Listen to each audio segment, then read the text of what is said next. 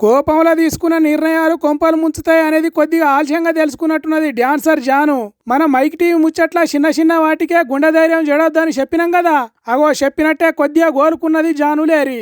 మన వీడియో చూసిందో లేకుంటే మన తీరుగానే ఇంకెవరైనా చెప్పినరో తెలియదు కానీ చచ్చిపోతా ఉండనే ఉండను బతకనే బతకననే మాటలు పక్కకు పెట్టి మాట్లాడుతున్నది నుండ్రి. నేను చాలా రోజుల నుంచి అన్ని చూస్తూ ఉన్నా, నేను ఏది ఇప్పుడు పట్టించుకోలేకని కొంచెం బాధ అనిపించి డిప్రెషన్లోకి వెళ్ళిపోయాను. ఎక్కడ నా ఫ్యామిలీ బాధపడుతారో నాకు చెప్పలేకుండా అని ఆ సిచ్యువేషన్లో అన్ని ఆలోచించి డిప్రెషన్లోకి వెళ్ళిపోయినా తప్ప నేను ఎవరికి భయపడేదాన్ని కాదు.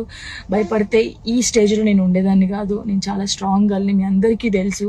ఇంకో విషయం, పెళ్లి గురించి అందరూ అవును నా పెళ్లి వల్ల మీకు ఏమైనా నష్టం ఉందో లేదు కదా, నేను కొత్త లైఫ్ స్టార్ట్ చేయబోతున్నాను, నా కొడుకు నేను చాలా సంతోషంగా ఉండే, ఆ సంతోషంతోనే మీకు ఆన్సర్ నేను చెప్తా. అర్థమైందా?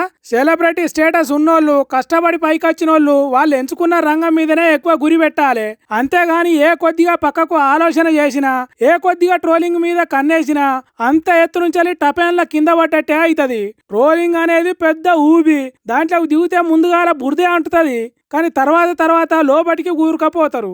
ఒక్క సోషల్ మీడియా ట్రోలింగే కాదు, పక్కింటోళ్ళైనా ఎప్పటికీ పక్కకే ఉండేటోళ్ళైనా ఎదుగుకుంటా పోతుంటే ఎక్కిరిస్తారు, ఏడిపించే పనే చేస్తారు, కళ్ళల్లా నిప్పులు పోసుకుంటారు.